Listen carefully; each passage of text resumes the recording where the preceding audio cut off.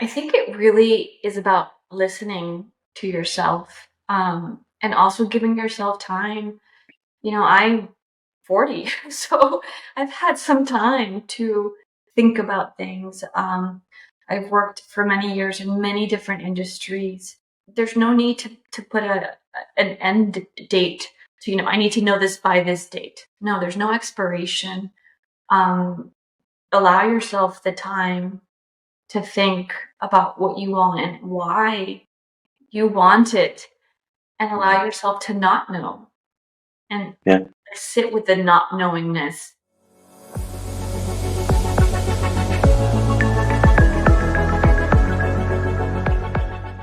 Hello, Anna. How are you? Very well. Hi, Carlo. Great to be here. Anna, how do you like to be called? Ana Maria or Anna? Just Anna. Anna's fine. Anna's Anna is good fine. enough. Yeah. Yeah, it's so happy to have you here in the show. I wanted to, have you as a guest for a long time, and I mean you are pioneering many things in the digital art space as a writer and a poet. Also as a founder, because you are the founder of the theVERSEverse, which is a digital gallery for poetry, right? So it's quite innovative. Um, so I and also recently you started to write for Forbes, right? And I've been wondering, Anna, when did you decide to become a writer? How young were you when you started to write and thought about making it a career? I was in middle school really when I began writing in a way that started taking up a significant amount of space and time within my life. I started writing in the backs of my school notebooks and started filling them up. And I realized that, I was writing more than I had thought that I was doing when I had to go out and buy new notebooks for my classes because, before the end of the semester, they were filled up in sixth and seventh grade. And I had to go to the drugstore and get new ones. And then as soon as blogs started coming out, with WordPress and Yeah, early like 2000, right? More or less. I started a blog called The Drugstore Notebook, Mm. where I would publish all my writing that I was always writing about books, writing poetry, writing just things that I thought were interesting. If I'd go to an exhibition and I wanted to write something about it, I published it in my blog. And I called it the Drugstore Notebook in honor of Nice. those notebooks that I was buying in middle school. And was it poetry already, or were you writing other things? It was mixed, kind of like I do now. So I've always loved to write poetry, obviously. But I also wrote about books that I'd like to read. So I would, I'm an avid reader. I love reading fiction. I love reading poetry, short stories, everything. And so I just write my book thoughts. I called it my book thoughts. Mm. So I'd write about what I was reading, but I also wrote about. I remember I wrote an essay. I was trying to find it the other day about why I thought women use more exclamation marks than men. Mm. Um, Okay. and so I'd write about just random thoughts also. But I also had little poetry contests, and I invited others to publish on the blog as well. I Okay. once had a contest where you could only submit work that had been rejected at least Uh, 3 times. Because, as a writer, you get rejected so yeah. often. So I was like, it's a poetry contest for rejects. Yeah. Yeah. No, makes sense. Um, so that was an early blog, and I mean, I guess I would like to know a bit about your first your like your education and kind of your start in the professional world. Um, so first, what did you study? What were your first professional jobs? What was it related to writing? To Well, I studied the major that I did, the concentration, it's called, I went to Harvard and they're called concentrations there instead of majors. My concentration is called Romance Studies, which is focused on the Romance languages. So you had to pick three, and I did French, Spanish, and Italian. The literature, the plays, and also, of course, the languages themselves. My main focus was French. Within the three, French, then Spanish, then Italian. And I wrote my thesis, for example, on the role of two cafes in sparking modernity in both Spain and France, on Le Chat Noir and Els Quatre Gats in Barcelona, which were two sort of, Els Quatre Gats, or the Four Cats, was inspired by the Chat Noir in Barcelona, and I wrote about the role of the cafe in sparking cultural revolutions, and I actually received a grant from Madrid's Complutense University to finance travel and study and research for my thesis. So that was what I studied, and I, was writing creatively as well as I was writing essays on Proust or, whatever I was reading. But then I went on to work in many communications related jobs. I worked in finance in New York. I worked as a freelance journalist. I worked for the government in Colombia. I worked in lots of different sort of industries, always focused around messaging and communications. Okay, no, that makes sense. And when did you actually start to focus on your writing full time? Is that something that happened over the past years, or you have been doing this full time for a while? I worked always. I always had a job. I still have a day job. And it wasn't really, I took a break from working only when my son, who is now 11, was born. And that's when I focused, for a couple of years before I went back to work, on my writing. And that's when I gathered my writing in Spanish that I had written over many years into a book called Entre Domingo y Domingo, which I then submitted to many contests in Colombia, where I was living at the time. My son was born in Bogota. And, to my great surprise, it won a National Poetry Award. And I was the first woman to win this award for this collection of poems. And when I got the call, I thought it was, I was so confused. I'm like, what do you mean? What did I win? I had submitted it to 20 different places. So it was hard to remember exactly the names of every place that I submitted to. And they were inviting me to travel. They were inviting me to go, receive this award, to get published. And it really changed my life because then I realized that I was always a writer, but I never thought that I could turn it into a life. I could make it a life. And then that's when I realized, I could make this into my life.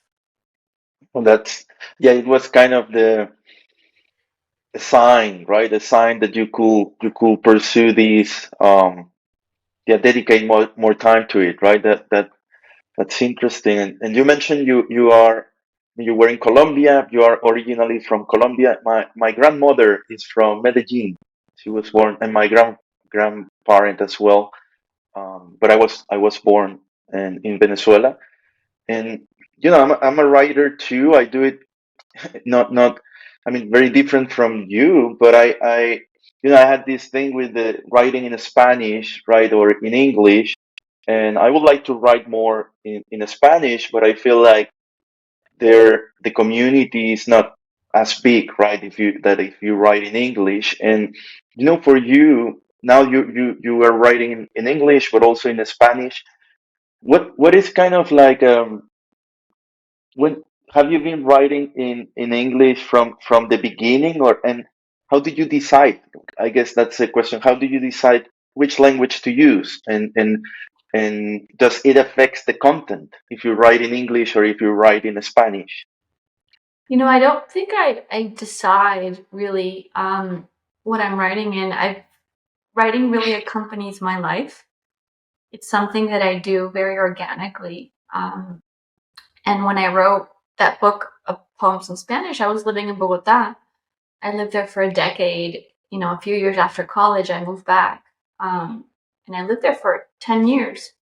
Mm, And so these poems really represent my 20s spent living in Bogota, which, if you've ever been there, it's this massive Latin American city that has so yeah. many layers to it.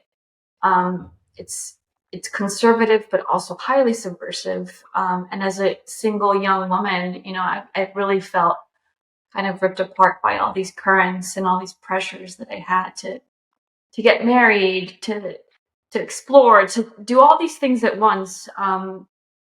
And so that's really what my book is about. And then, we moved to the US for my husband's work. And that's when I publish all my work in English. Mm, Um, and now that I'm living in Spain, I'm writing again in Spanish. mm. So I think Okay. it's really connected to my life, to where I'm experiencing what it's like to be alive. Yeah. No, that makes sense. Yeah, it's like a diary, kind of a diary of your life, right? So you write in the language that you're using at the time. And yeah, that's a good way to put it. And let's talk about more recent stuff, Anna, because I think you entered the space in kind of at the same time as I did in 2021. And yeah, I'm just curious on how did you discover blockchain and NFTs, and how did you start to publish your work in the digital medium? You said you had a blog, so you were kind of you were already publishing works online, but the usage of the blockchain, when did you discover that, and how did it affect your work? Well, I was already digitizing my poems. I always felt that the life of a published poem was so quiet, was so insular, almost anticlimactic. When you publish traditionally, usually you submit, you often have to pay for somebody to read your work. Hmm, You can wait up to a year or longer to hear back. Most hmm, often than not, you will be rejected.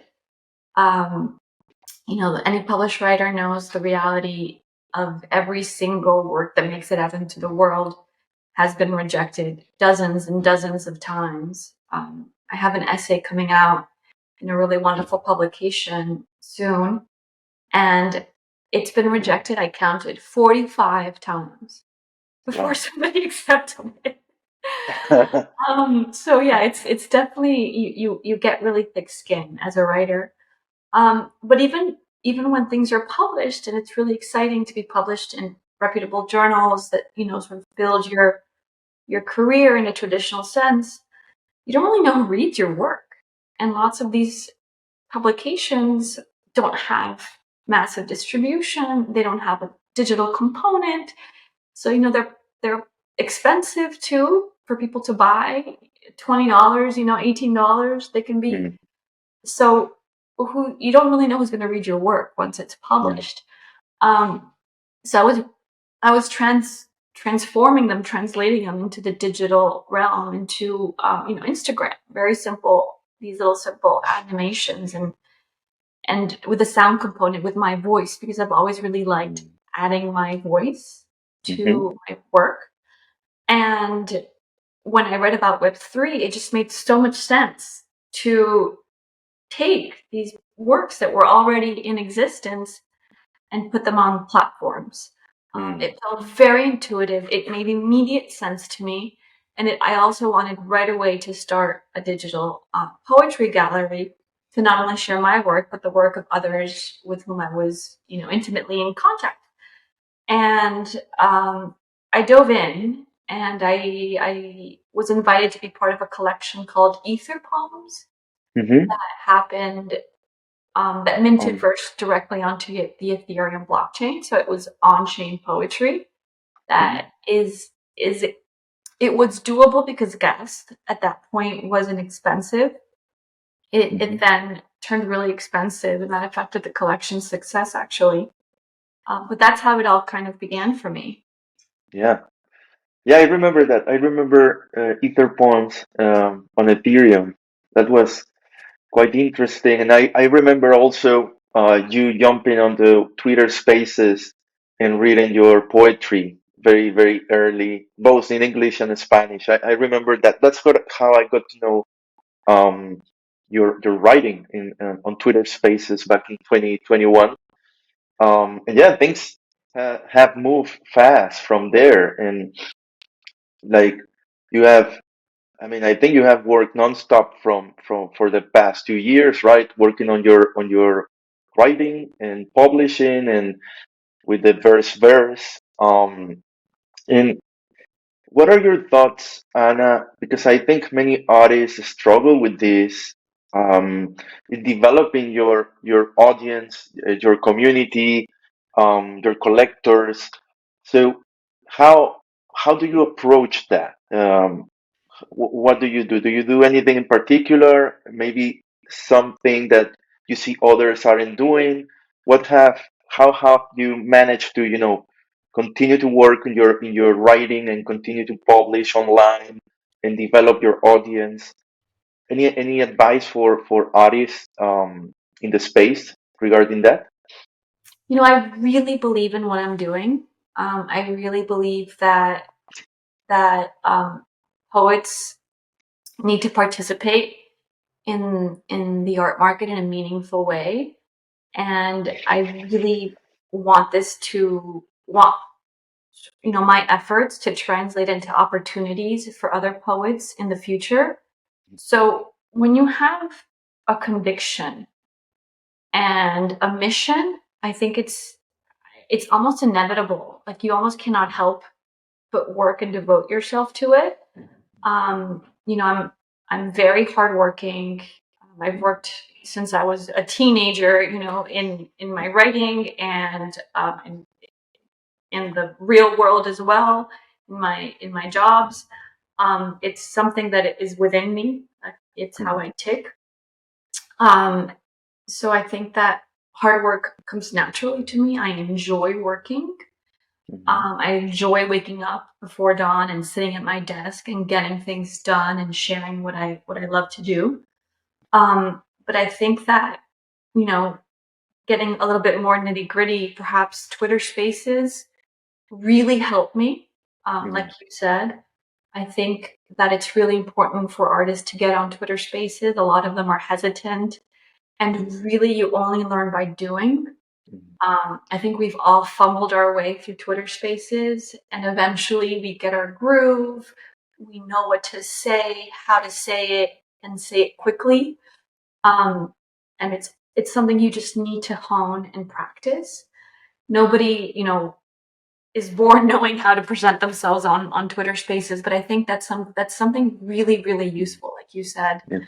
And I think that sharing your work online and learning how to thoughtfully transmit what you're about is going to only be useful when opportunities present themselves in real life, when you have calls with curators, when you have interviews.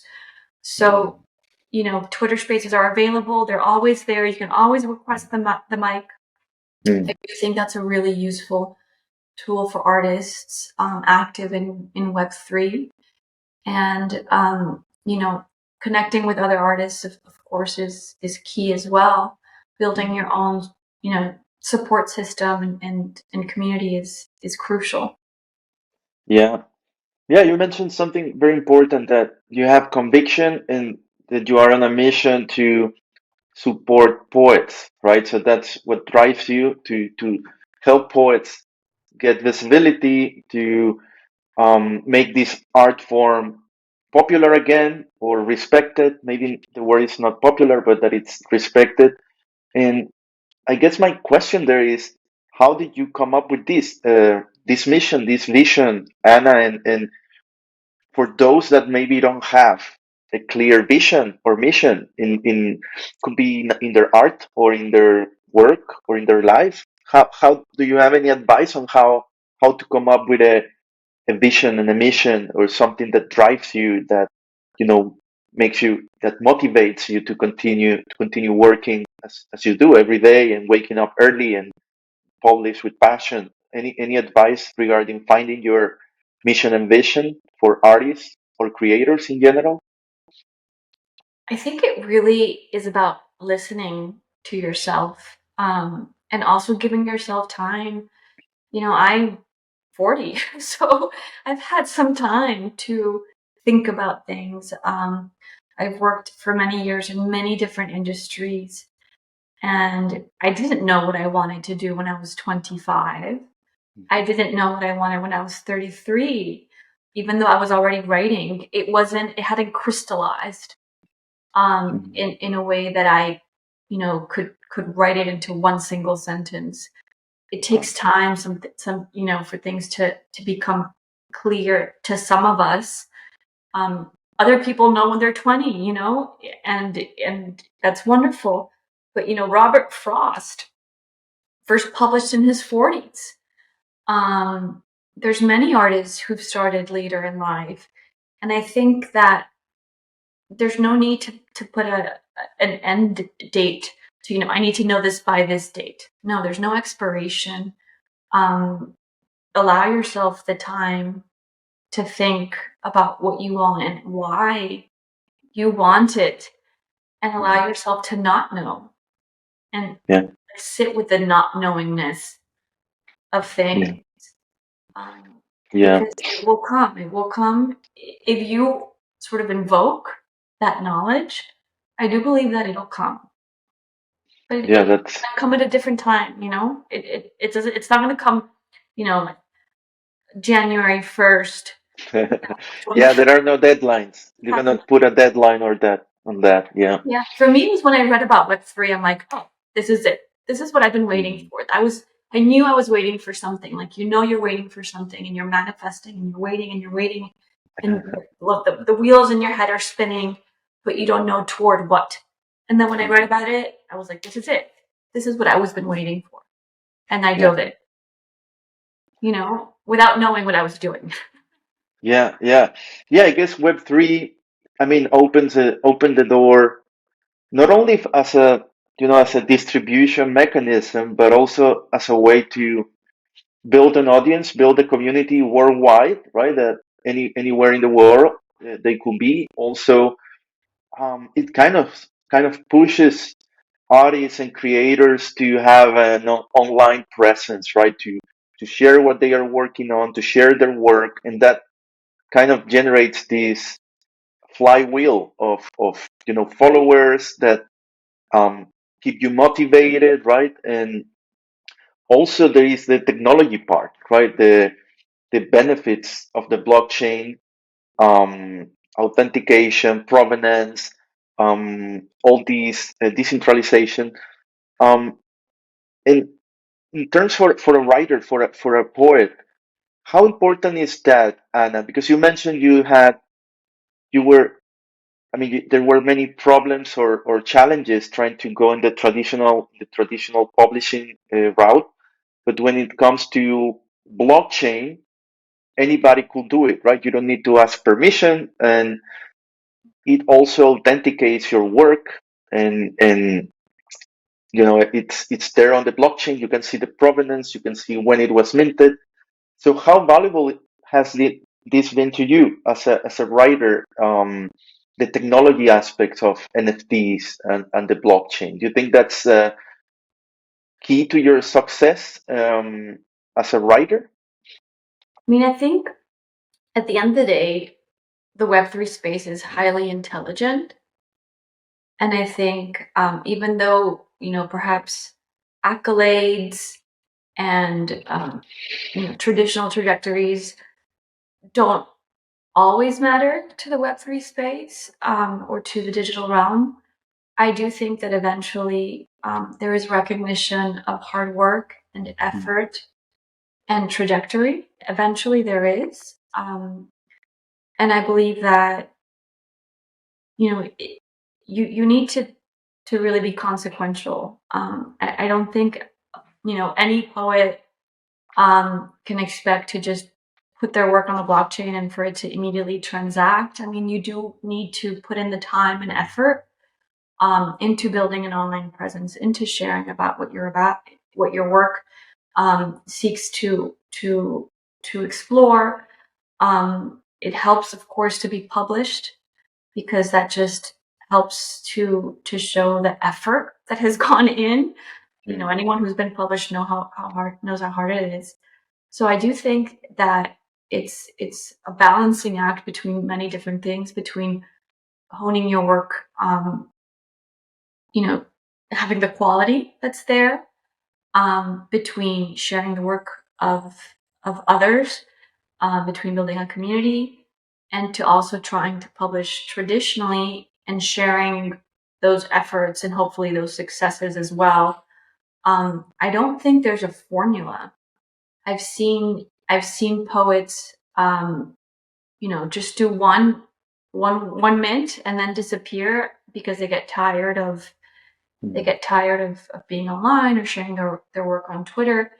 It takes time. It really does. And I think that's one of the issues that we face is the amount of online time that it takes to really make a dent and to get your work seen. Not everyone's willing to do it, and it's understandable, and not everyone also has the time to do so. Right. Yeah. It's having a long-term vision, right? And as you said, having a mission and a vision, and it's not about the how much you're making, right? It's more about the process. So you have to really get in love with the process, right? Of publishing and building a community, talking to other artists, understand what's happening and how the space is moving, and not so much on the how much you're making, right? Because it's really very, I wouldn't say random, but it takes time, as you said. And yeah, that's a great way to put it. And you have published a lot, as we have discussed. You have published 5 books and multiple poems as NFTs. And recently, you had a very important auction, right, with Sotheby's. The first, I think, it's the first digital poem to be sold in Sotheby's in an auction, and it's called Court. And congratulations on that. I think it's a very, an important milestone. Can you tell us a bit about that poem in particular, and also the experience of being on Sotheby's and having this auction live, and follow the process and the results? What can you tell us about it?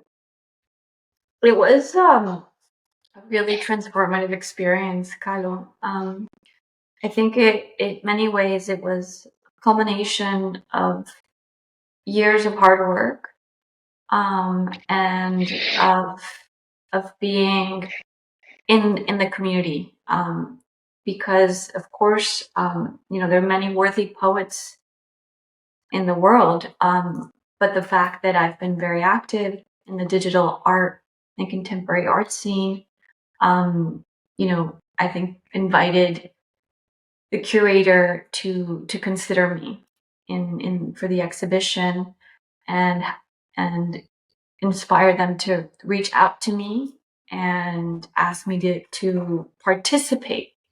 And that's a word that I use very often when I speak about poetry and contemporary art, which is I want us to participate. Whether or not it sells, whether or not there's a monetary transaction, I want us to be able to participate on equal ground. So for me, it was really special to participate in this auction, especially because when I was asked to be part of it, the curator said, there's a way to put only text, to inscribe text onto Bitcoin. And I love that because, as you know, my mission is poem equals work of art. And usually these poems are visuals. They have sound, the words move on the screen. But here we are inscribing a text only piece of language onto the Bitcoin blockchain. As the collector of the work said, the mother of all blockchains. And the work that I selected, I knew it had to be chord, because chord is a villanelle. It's a centuries old poetic form. It's very technically demanding, technically challenging. And of course, Bitcoin is the technological innovation that started it all in many ways. So I wanted to pay homage to that technological challenging nature of both the work and of the blockchain itself. And it's been really wonderful to see all these crypto native publications writing about what a villanelle is. Yeah. Yes, it's exciting. I've seen you in the news. And I think it's because it's very, it's very innovative. On one side you have the inscribing on Bitcoin, which is also kind of a very new form that was, I think it was the ordinal system was, if I'm not mistaken, I think it was created last year. And also on the other hand, it's a poem, right, which is also very unusual, right? You're kind of breaking through, kind of being one of the first poets to, have success in the space. And there are more, but I think you're one of you're one of the top ones, right? So those two factors, I think, attracted, and then it's on Sotheby's, right? So those three elements, I think, made it very very important. And of course, as you said, the poem itself, the what it's it about, it's also very important. And you mentioned the curator. I believe it was Far. Am I right, Anna? Yeah. Yes, So, it was Fad, and I've met him early on. And yeah, we've been meaning. He lives in Madrid, where I live, mm, and we've been meaning to meet up, and we finally managed to do it in December. And mm, he said, I'm putting together something, and I'd love to have a work of yours. And I swear that morning, before I met Fad, before I knew anything, I was thinking about chord, which had been published thanks to a wonderful poet who's actually part of the VERSEverse. She's called Nicole Tallman. It's been wonderful to work with her. And we published this poem in a journal called the Blue Mountain Review. And I was actually interviewed by NPR, and we spoke about the poem and Villanelle. And the poem is also about the ties that bind, the visible and invisible ties that bind. It references umbilical cords, but also the cords between families and those relationships, how complex they are. And I also thought about tying it to Web3, where we're all linked in visible and invisible ties virtually. And I had been thinking, Carlo, about that poem in the morning. And then when Fad told me about the exhibition, it just felt like when I read about Web3, I'm like, this is it. Okay, we're putting chord on Bitcoin. And then I wrote Fad that afternoon and said, oh my God, we're going to turn chord into a cordinal. yeah. No, that's a great story. Far was in the podcast. I think he was on episode number 2, very very early, and I've been trying to get him again because he has been doing amazing stuff on Amazing. Bitcoin ordinals. Yeah, Yeah. it's really really interesting what's happening there. Um, and Anna, you also were in Bright Moments, Argentina, in I think last year, and how did that feel? Because I think it was a great experience, right? I've been to Bright Moments, and that the physical getting together with artists and collectors in multiple days in a row, listen to talks and different things related to the space is very special. And I guess for you, as you were presenting a collection, it must have been very exciting. Can you tell us a bit about that experience? Sure. So first of all, during Bright Moments Buenos Aires, I was invited to speak about the literary potential of the blockchain, Carlo, and I mentioned you as Ah, an thank example, you. someone who has, turned their interest into a a life. I mentioned also Judy Mom, one of the earliest publishers of books in on chain, um, because there's a lot of interest of how to turn literary Web3 into different life paths. So just wanted to let you know. I don't think I'd ever told you that I mentioned you as an example. No, And I was like, oh yeah, Kano. thank you, thank you. And yes, so when I was started conversations with Seth from Bright Moments, I already had paperwork, which is my collection, largely developed. I had been invited to perform my verse in various locations around the world, and I really wanted to pay homage to these moments of connection to poetry because I felt that in many ways the ephemeral, ethereal moment of connection to poetry was mirrored by the digital conception of materiality, where we think that the digital is somehow intangible, ethereal, in a similar way, perhaps, to how poetry is. But I think that the digital is, of course, very material, and I, of course, think that performed poetry and moments of connection to verse are completely tangible and concrete. Because when a poem enters your head as you're waiting in line for coffee, or you're sitting in traffic, or you're doing anything during the day, it's inside you. It's in your flesh. And what can be more tangible than that? Um, and so I wanted to make a statement about poetry and the digital's materiality together. And so when I was performing my verse, I asked people to write down one word in response to my spoken word poetry. And I was collecting these slips of paper, which, had just like scribbled words by different people, by strangers on them. And one person left me an origami swan after a reading. And the swan was just so precious. So I transformed all these words into origami paper sculptures, digital origami paper sculptures, also paying homage to paper as medium, not just as messenger. We Yeah. also think paper is perhaps disposable. We write something, cripple it, and throw it away. But I actually think that paper is a beautiful element. And paperwork was born. When I spoke with Seth, I already had 40 of these little sculptures, and they were all named after the word that the person had left behind. Silence, liberation, escape, all these different words. And each sculpture very much is tied to what the word means, because I want people to be able to read the sculptures and read the word and the connotations of the word into the visual as well. And when I read it, Bright Moments in Buenos Aires, it was the final step in this collection. So what we did with Bright Moments, and the team was amazing. Christy Coronado, Fed, everyone at Bright Moments really was just amazing.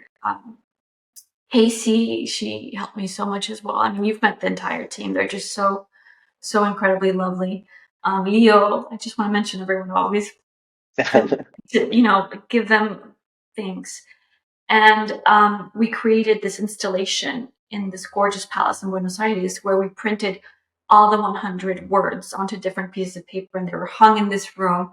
And then I read at a cafe, and then we asked everybody to go up to the room and select one word that most closely resembled their experience of my verse, triangulating them with my poetry, with a complete stranger, and that moment of their own private connection to verse. And so the word that they selected, whether it was Transmute or Songbird, would become the digital paperwork that they collected.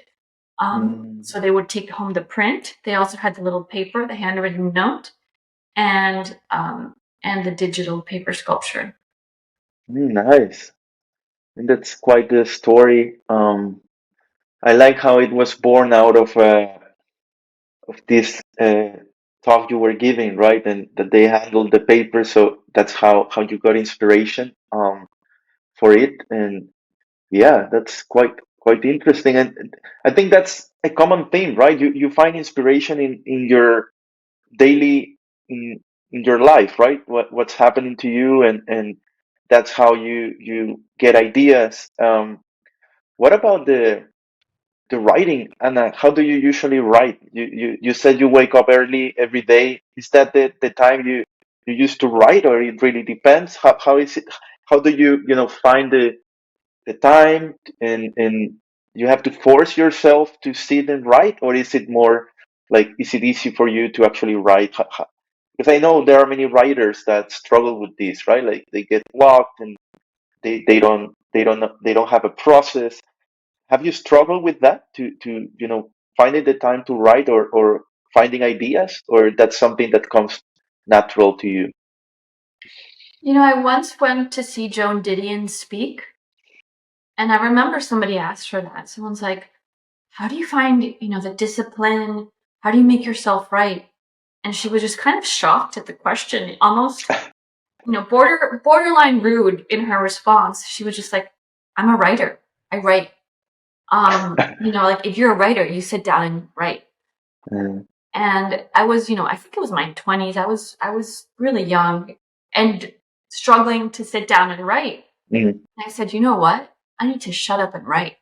Like if mm, I'm serious about this, then I just have to sit down and write. And so I just sit down and write. And I wake up really early and I write. And a lot of writing is editing.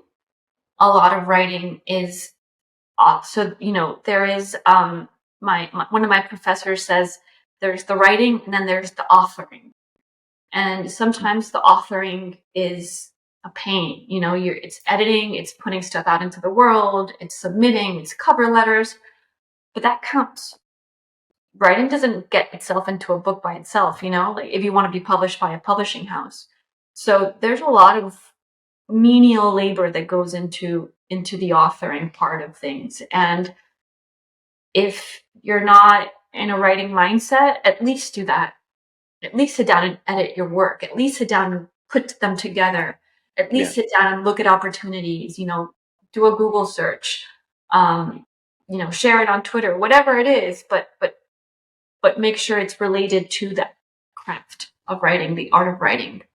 yeah, yeah. That I try to do that. Also, I like to take notes, and that helps me a lot to you know have a long list of ideas. I think that's it's a good trick, and I think many people, and it's useful not only for writers, right? Just in general. I think it's a good thing to keep notes. Um, and Anna, we have talked a bit about your story, how you got interested in writing, how you got interested in the digital space, some of your latest collections. But I'm curious about your current projects. We were chatting a bit about that, and I think you have some collabs, one collab on the way, which by the way, you have been collaborating with a lot of artists. Can you tell us a bit about how do you like find collaborators?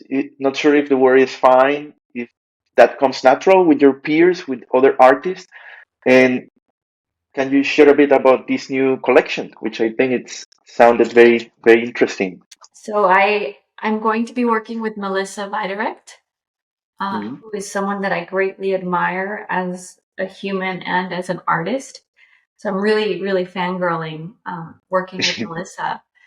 And we are creating a collection called Miss Metaverse that we will launch at Art Dubai in partnership with Gazelle Art House.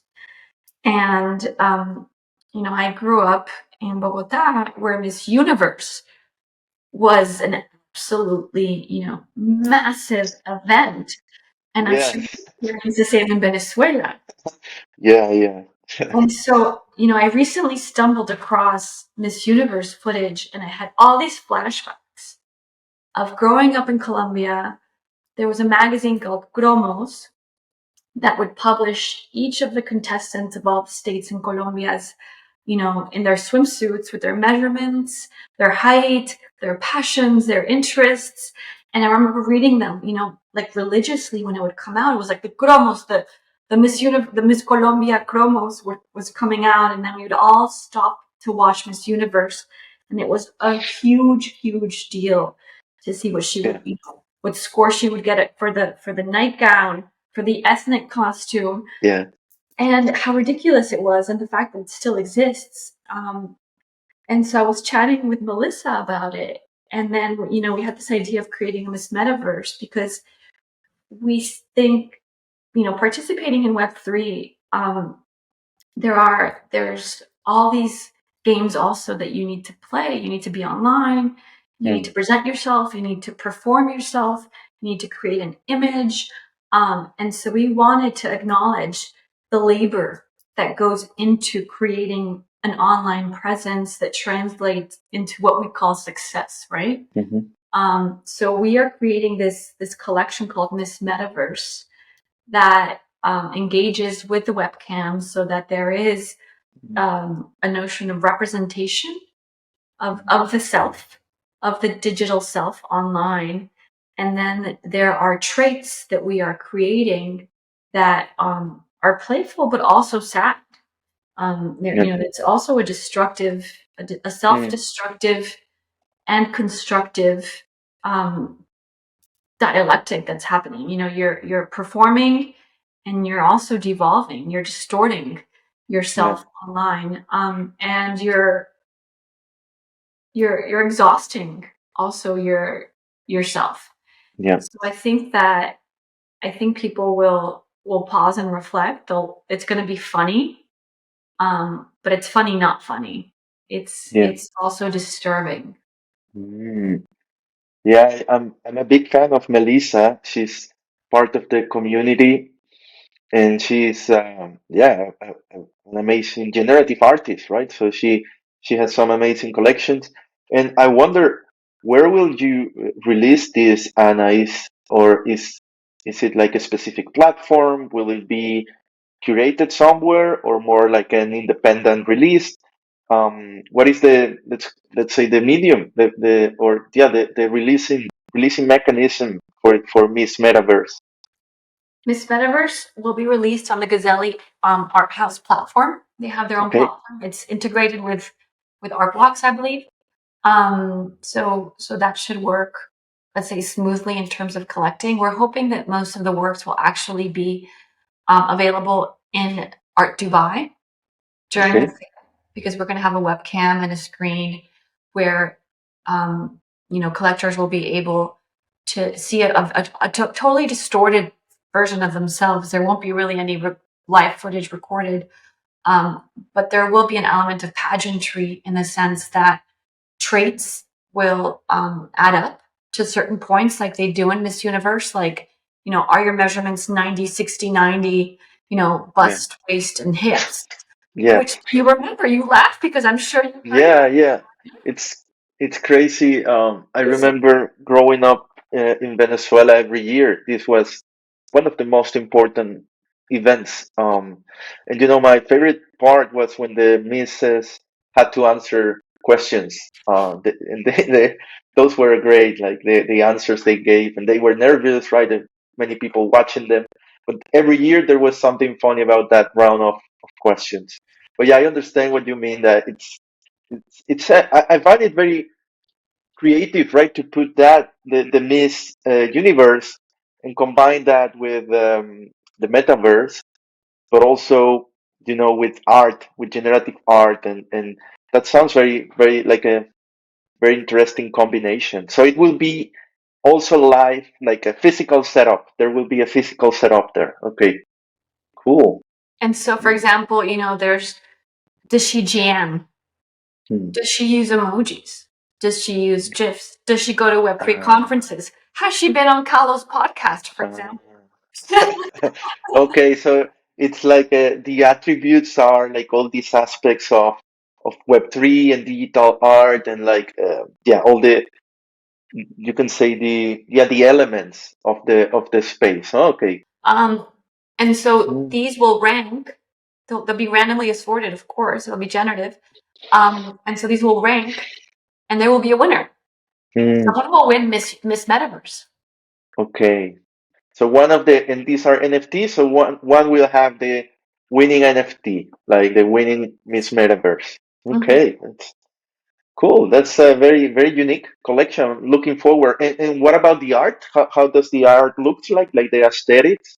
It's a combination of text, of course. I've been writing the traits Mm, and of explorations that Melissa has done of representing the self via webcam technology.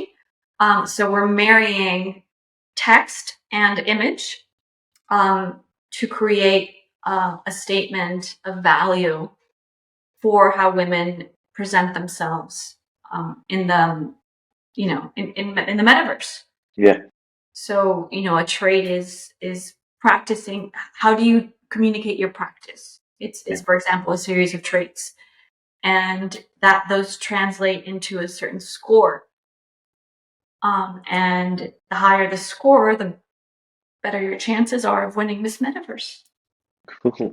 Nice. That's a very fun collection. I'm looking forward to that one, Anna.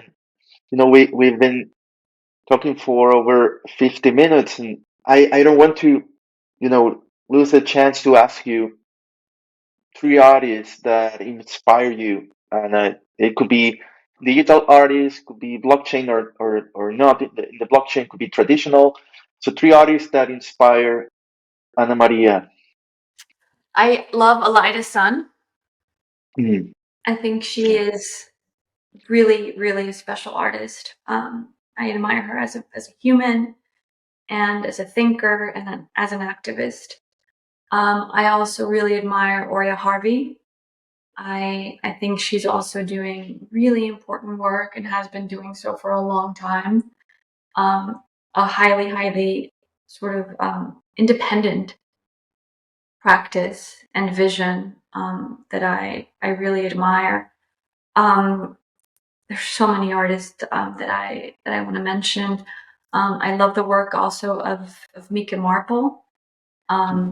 Her text-based explorations, I think, are very powerful and are subtle despite their declarative nature. mm, The work of Sarah Luddy. I don't know if you are familiar with it. no, Sarah, Someone, no. yeah, Sarah Luddy. Okay. Someone to really look up. She's been doing work for many years, and I'm in an exhibition with her now at Office in Park. Her and Jonas Lund, and Mm, I really think that the work of Sarah Luddy deserves more attention. Another Sarah's work who I love is Sarah Ridgely, mm, yeah. and I'm really So, looking forward to her Bright Moments um, collection, which is collection. coming up soon. Yeah, Yeah. that's a great list. For everybody listening, you can find all the collections we mentioned and the artists in the show notes. So that's very easy to find there. And it's been a pleasure, Anna. Thanks so much. I learned a lot and had a lot of fun, and I'm looking forward to seeing that Miss Metaverse. Sounds very interesting. Thank you so much. Bye Yeah. bye. Have a great day, Anna. Thanks. It's been wonderful. Thank you so much to you always. Gracias.